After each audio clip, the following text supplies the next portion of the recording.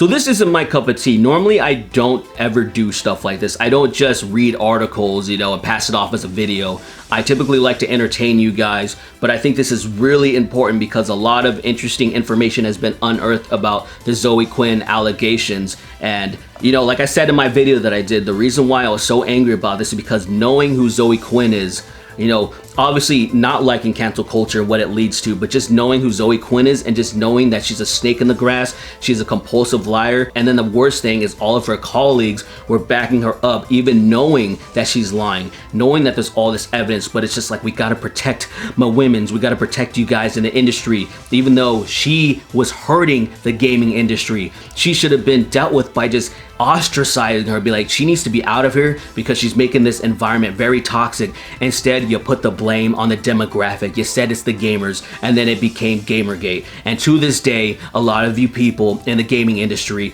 are still trying to place blame and not in the wrong place. And this article on the Millennial will show you a lot of interesting stuff. Really lends credence to why a lot of people had problems with what ZOE QUINN did, knowing what she did, knowing that she's probably lying, that you probably want to take what she says with a grain of salt. Even though I said in my video that some of the stuff could be true, it could be very plausible because it's the allegations brought forth. There's a lot of shit like that does happen. A lot of people were trying to say that, oh, you know, people threaten to kill themselves over relationships all the time. And I'm like, why are always people trying to insert themselves or other situations into this specific situation? We're talking about ZOE QUINN and Alec Holowka, a guy with known mental health instability. Like, he has mental health issues. She knows this, and she still went forward with this, and then we know the results.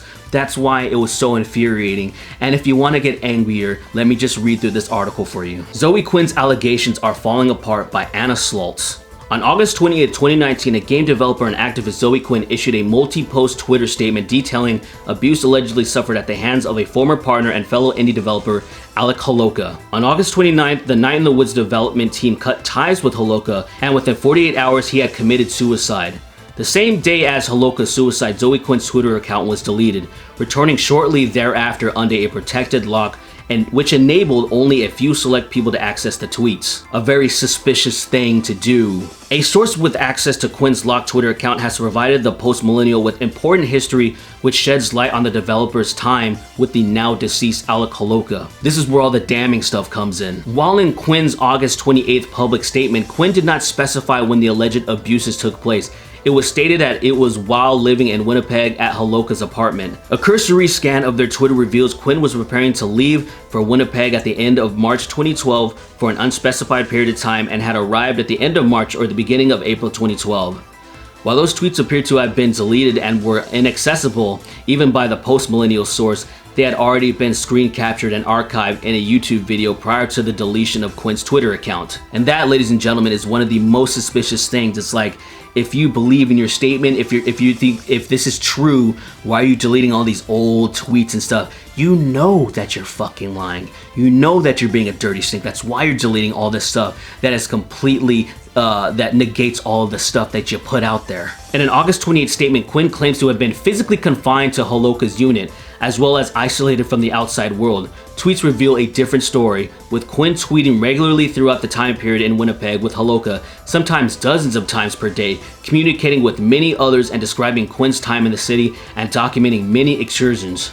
And then in the article, it just shows a lot of the tweets for an example, to show you that yes, she absolutely was tweeting and it's not true what she was saying whatsoever. QUINN and Holowka also arranged multiple indie game meetups appropriately named Winnipeg in mid-April and early May at Urban Forest, where up to 38 other developers were present, many of those which had been those QUINN had been interacting with through Twitter, showing more proof of the tweets and that everything seems to be all good. The couple also appeared as a guest on a podcast on April 14th called Indie Function, where they both discussed their projects and the subject shifted into more personal topics, such as how the two met and their daily lives. And this right here is very important. 30 minutes into the podcast, QUINN discusses having met Holowka on Twitter, direct messaging him after he interacted with QUINN's tweets and expressed interest in QUINN's projects. Specifically, QUINN notes how Holowka supported the mission of having more than 5% of the industry be women. Quinn calls their partnership adorkable while being encouraged by Holoka to talk about their project. And this article does a great job with timestamps, and I encourage you guys to check out the audio. I'm going to skip over it, but if you want to hear it, I'm going to leave the article in the link in the description. And so I think it's really important to hear all this stuff. Later in the podcast, Quinn excitedly describes day-to-day life.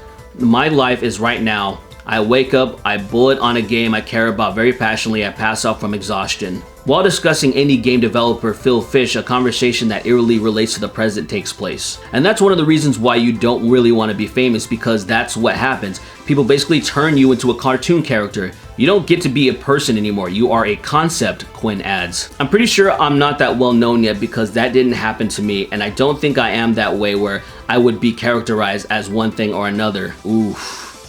That is some eerie shit right there. Now moving along to some more important things. Quinn's bombshell public statement also claimed that Holoka had taken control of Quinn's then project It's Not Okay Cupid. The podcast, as well as Quinn's regular tweets while in Winnipeg after the departure, challenged that assertion. And it shows you that she was just interacting and talking about her podcast, and she was definitely involved and definitely didn't have it taken over in any way, shape, or form. Dozens of tweets in the post-millennials' possession demonstrate Quinn was routinely editing, contributing, and designing the planned game, sometimes with the suggestion of Holoka provided an inspiration or even encouragement.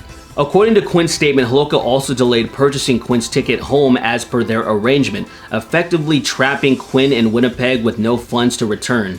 Quinn states that a roommate who was frightened asked if Quinn needed help getting out, and help was accepted to flee. However, 3 tweets sent out between April 24th and April 30th demonstrate Quinn is being dishonest about the circumstances surrounding the return to Toronto. In fact, they prove Quinn was aware of the plan to leave at least 10 days prior to the actual departure. In the tweets, Quinn is discussing an hours-long layover in Montreal, asking if any friends wanted to meet up and announcing a return to Toronto. And they just provide the tweets right here, showing that she's once again just lying her ass off. It's absolutely fucking crazy that just the audacity and the gall to do some shit like that. In the August 20th statement, Quinn also says that upon the rapid, anxious escape from the abuse circumstances with Holoka with the help of a roommate, the man did not do so much as acknowledge the departure. But a May 4, 2012 tweet states that Quinn and Holoka were working hard to crunch on the hashtag It's Not Okay Cupid just hours before the flight, entirely disproving the claim. There it goes again, just more bullshit from her. Interesting, after Quinn's return to Toronto, Holoka and Quinn exchanged several lighthearted public tweets into the month of May, as their work on It's Not Okay Cupid continued. The last tweet shared between Holoka and Quinn was sent on May 10th and was a single hi from Quinn. Whether or not Holoka responded is unknown due to the locked status of his account. Statements issued after Holoka's death demonstrated that it was well known that there were concerns about his mental health, concerns stemming from long before Quinn's public accusation surfaced. Scott Benson, Holoka's development teammate, issued a statement on Kickstarter after the decision to cut ties with Holoka was made, emphasizing that he had a continual history of emotional instability and behavioral problems that he had sought assistance for at different points in time. In the Kickstarter statement, Benson also noted that the termination was not a result of mobbing or other social pressures, but the fact of the matter remains that a working relationship of over 6 years ceased only after a very public figure with a very large audience called Holoka out. Which I hate when people say shit like that when you know it's clearly that's the reason why they cut ties. You're like, what other reason would it be? Like they said, after 6 years, you just all of a sudden you just terminated him? Of course it was because of that. Quit fucking lying. They mentioned above Holoka's sister Eileen, but I've already touched upon that. So I want to skip to this part right here. Further, Quinn's history cannot be neglected when considering the context of the accusations. Quinn's ex-partner, Aaron, sorry I don't know how to say her last name, recently brought attention to the extensive discussions had between himself and Quinn on Facebook. Quinn's has since been deactivated. In these discussions, Quinn mentions being raised by a pathological liar, having brain damage, and seeking vengeance against a man, a game developer Quinn once loved, allegedly Al Holoka, with the intention of furthering a career in games. And then they show the evidence from the Quarterings video, which he's covered this very closely. New evidence uncovered is not exculpatory, however, it does reveal that ZOE QUINN is no way credible. While all allegations are worthy of investigation and all victims are deserving respect, ZOE QUINN should know better than anyone else that there is an appropriate way to carry out the commission of an accusation and a decidedly inappropriate way. After all, Quinn's ordeal, Gamergate, began when a public accusation was launched with little means for Quinn to respond, and a retaliation of epic proportions followed. Trial by mob never ends well. You know, it's an interesting point bringing up the trial by mob thing, you know, and then talking about Gamergate. The Gamergate's actually an interesting and different situation because what ZOE QUINN did, technically, I don't think it's illegal. Her just sleeping with people to gain stuff and whatnot.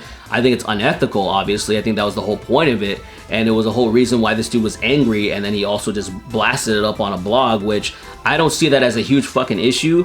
What I see as an issue is when you take serious allegations like, say, sexual and mental and physical abuse, and then blast it on Twitter when it's like, yo, you go to the police for that shit. You know, but a lot of people obviously make blogs about stuff happening, injustices, when people feel wronged and all that kind of stuff. And obviously it's not the best thing to jump down ZOE QUINN's throat, you know, but the thing is, things could have ended extremely different if the gaming industry wouldn't have fucking backed her when they know she was in the wrong. And look what happened again. She clearly lying her ass off. People still trying to back her. Seeing people trying to say, what about this and what about that? And oh, people are taking and they're dismissing this. And I'm like, dude, no, people are really concerned and pissed off because they know who ZOE QUINN is. And this proves without a shadow of a doubt. And it's like, what the fuck are you gonna say now in defense of ZOE? You're probably gonna bring up some shit because people defended her back in the day with Gamergate, knowing that all the evidence presented that she was a fucking liar and a snake. So here we go again. But that's it, guys. I just wanted to put that out there. I wanted to bring this up because I wanted to show, because I didn't go through the evidence or anything like that on my video. I was more just angry about the situation, what happened, and just knowing this known snake would do something like this, knowing that this guy is mentally, you know, unstable, and it's like, yeah, there's a huge possibility that he would take his own life, and then he fucking did. And it's like, do you think she really gives a shit? No, this evidence right here, the percentage shows that she knows exactly what she was fucking doing. She's lying out her ass, and then she still moved forward with this, and people are still backing her up. And I'm sure they're still gonna fucking do it because you guys are scumbags.